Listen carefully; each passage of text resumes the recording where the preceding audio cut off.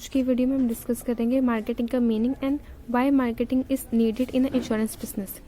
तो सबसे पहले मार्केटिंग का meaning, it is basically the interaction of a company and और a product with the customer. Simple की जो इंट्रैक्शन होती है between a company and between a customer, उसमें हम कहते हैं मार्केटिंग।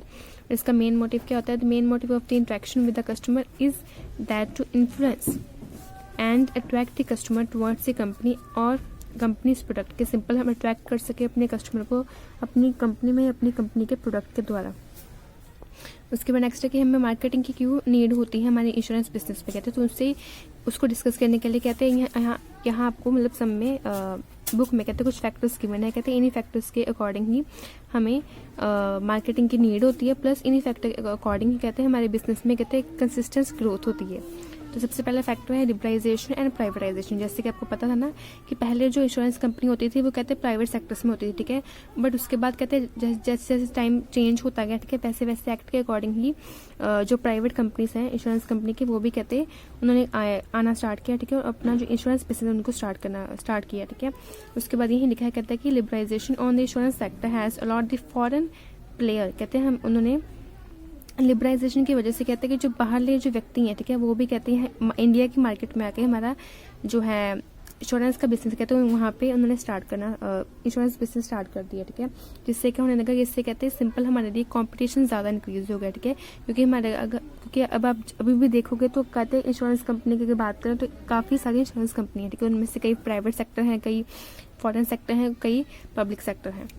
उसके बाद नेक्स्ट कंपटीशन, वही जो हमने पहले डिस्कस किया, कहता है कि प्राइवेट और फॉरेन सेक्टर्स के आने के बाद कहते हैं काफ़ी मुश्किल हो गया कि हम एक सिंगल कंपनी, ठीक है, वो कहते हैं किसी भी मार्केट में रिटेन कर सके, ठीक है। उसके लिए क्या हो गया, कहते हैं higher customer appreciation leads to the new expectation and compel him to move towards the insurer who provide him the best service in a time। कहते हैं सिंपल आज की डेट में बात करें तो कस्टमर की जैसे जैसे नीड होती है, ठीक है, कहते हैं उसके अकॉर्डिंग ही हमें चलना पड़ता है। अगर हम कहते हैं कस्टमर को अपनी उसकी जो नीड है वो हम ना दें, तो उस केस में क्या होता है, कहते हैं वो शिफ्ट हो जाता है किसी दूसरे कंपनी या किसी दूसरे शॉप के पास, ठीक है। So to survive in the industry they analyse the emerging requirement of a policy holder, ठीक है, जो पॉलिसी होल्डर की रिक्वायरमेंट है उनको देखते हैं, ठीक है, and they are in a forefront in providing essential services and introducing the novel product। क्या है वो इसी के लिए कहते हैं वो essential services और न्यू जो प्रोडक्ट है कहते हैं उनको लॉन्च करते हैं। इंफॉर्मेशन टेक्नोलॉजी सिंपल जैसे कि पता है कि आजकल जो इंटरनेट का जो ज़माना है, ठीक है, उसमें जो व्यक्ति है कहते हैं वो जो कस्टमर है कहते हैं वो घर बैठे ऑनलाइन सिस्टम से कहते हैं कुछ भी अपनी डीलिंग जो है कुछ जो उसे सर्च करनी सब कुछ कहते हैं अपनी अलग अलग तरह की एक्टिविटीज़ कर सकते हैं, ठीक है।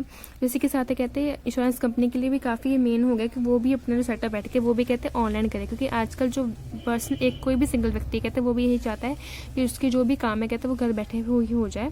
तो इसलिए कहते हैं उनको भी अपनी सिस्टम जो है कहते हैं वो ऑनलाइन सेटअप करना पड़ता है, ठीक है। और आज की डेट में अगर देखेंगे तो ऐसा हो भी रहा है, अगर देखा जाए कि एट प्रेजेंट जो इंश्योरेंस कंपनी कहते हैं वो are giving the customers a distinct claim ID to track claim online, ठीक है। अलग अलग फैसिलिटीज़ उनको प्रोवाइड की जाती हैं ऑनलाइन सिस्टम के द्वारा, जैसे कि क्लेम सेटलमेंट के लिए, ठीक है, कुछ इनरोलमेंट के लिए, कुछ फीडबैक के लिए, ये सभी चीज़ें अलग अलग उनको दी जाती है ताकि हमारा बिजनेस ग्रोथ कर सके, प्लस हमारी इंट्रैक्शन जो है कस्टमर के साथ वो बनी रहे। उसके बाद नेक्स्ट है प्रोडक्ट इनोवेशन। सेम कहते हैं कि जैसे कि पता कोई भी बिजनेस जो है वो बेस होता है किसी भी कस्टमर के ऊपर। अगर कस्टमर की रिक्वायरमेंट है, ठीक है, तो उसी के ऊपर ही हमें चलना पड़ता है। जैसा आपका कस्टमर डिमांड करेगा, ठीक है, वैसे ही हमें उस अकॉर्डिंग ही अपनी प्रोडक्ट, अपनी पॉलिसीज और अच्छे ही जो स्कीम्स है तो उन्हें लॉन्च करना होगा। तो ये लिखा है उन्होंने, कहते हैं कि product development is made possible by integrating accrual, rating, claim and installation system. कहते हैं अलग अलग जो डेवलपमेंट है कहते हैं इन सभी बेसिस पे होती हैं। और यहाँ फर्स्ट में आपको बताया गया कि जो प्रोडक्ट की इनोवेशन है वो क्यों ज़रूरी है, ठीक है। जैसे मैंने आपको पहले बता दिया कि अगर आप जो कस्टमर आपसे डिमांड करता है, ठीक है, अब आप उसे उसके अकॉर्डिंग डिमांड के अकॉर्डिंग नहीं देंगे अपनी पॉलिसीज़, तो उस केस में कहते हैं वो कहीं भी शिफ्ट हो सकता है।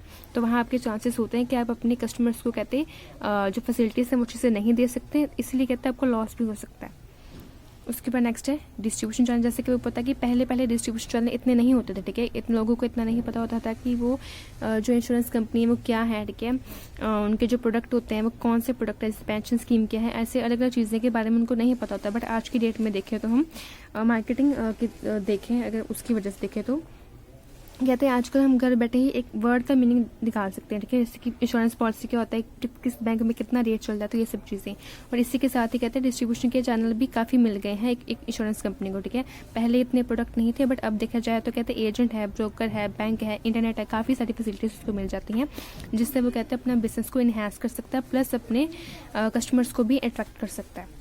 Customers need and preference same कहते हैं, जो कोई भी ग्रोथ है किसी भी इंश्योरेंस कंपनी के, किसी भी बिजनेस की, भी डिपेंड करती है उसके कस्टमर्स के ऊपर, ठीक है। अगर उसके पास ज़्यादा कस्टमर्स हैं, ज़्यादा कस्टमर होने के साथ प्लस अपने कस्टमर को वो खुश भी रखता है, ठीक है, उनकी जो भी रिक्वायरमेंट्स उनको फुलफिल करता है, देन उस केस में उसका बिजनेस ग्रोथ करता है। तो ये उन्होंने बताया, कहता है कि अगर आपने अपने बिजनेस को ग्रोथ करना है, देन उस केस में कहते हैं अपने कस्टमर की नीड और प्रेफरेंस जो भी उनको देखना होगा एंड उनको फुलफिल करना होगा। उसके बाद नेक्स्ट है चैनलाइजिंग इंडस्ट्री फोकस। कहते हैं in meeting the significant potential the industry has to increase the role and responsibility. कहते हैं जो भी सिग्निफिकेंस पोटेंशियलिटी है उनको मैच करने के लिए आपको कुछ रिस्पॉन्सिबिलिटीज़ और अपनी रोल को इंक्रीज करना होगा, ठीक है। तो कहते हैं 3 एरिया ऐसे हैं जिनमें कहते हैं एक इंश्योरेंस कंपनी को फोकस ध्यान रखना चाहिए, ठीक है, उनको वहाँ पे फोकस करना चाहिए। जैसे कि फर्स्ट है प्रोडक्ट की इनोवेशन, ठीक है, कि ऐसी प्रोडक्ट की इनोवेशन करो जिसमें कहते हैं आपका अलग अलग कस्टमर के रिक्वायरमेंट के अकॉर्डिंग आप एक पॉलिसी को चेंज करके उन्हें आप सेटिस्फाई कर सको। सेकंड होता है आपकी डिस्ट्रीब्यूशन, की आप अपनी डिस्ट्रीब्यूशन कहते हैं काफ़ी अच्छे से रखो, ठीक है। थर्ड है आपकी making sale and marketing more responsibility and answerable, कि आप अपनी जो सेल है और अपनी जो डिस्ट्रीब्यूशन है, जो मार्केटिंग है, कहते हैं वो काफ़ी अच्छे से और आंसरेबल रखो। उसके बाद नेक्स्ट है आपका 8 रेगुलेशन। इसमें सिंपल क्या है, कहते हैं कि जो इंडस्ट्री है should be given time to adjust to regulatory changes in a fairest manner. कहता है कि ये नहीं करना उसने, जैसे कि आपको पता है कि हर एक जो एक्ट बना होता है, जैसे कि हमारे लोगों में जैसे इंडस्ट्रियल एक्ट है, ठीक है, इंश्योरेंस कंपनी के अलग अलग एक्ट है, ठीक है, तो वैसे उसी अकॉर्डिंग कहते हैं अगर हम बात करें किसी भी कैटेगरी, तो किसी भी कैटेगरी के अकॉर्डिंग कहते हैं अलग अलग एक्ट, अलग अलग रेगुलेशन बनी होती है, उन रेगुलेशन के अकॉर्डिंग कहते हैं टाइम टू टाइम में चेंजेस आते रहते हैं, और जो भी चेंजेस वहाँ पे आते हैं कहते हैं उन्हें उन चेंज को कहते हैं इम्प्लीमेंट होने के लिए, ठीक है, उन चेंज को कहते हैं सिंपल एक प्रॉपर मैनर में सेटअप होने के लिए हमें कुछ टाइम देना होता है कि उस रेगुलेशन को, उस चेंज को।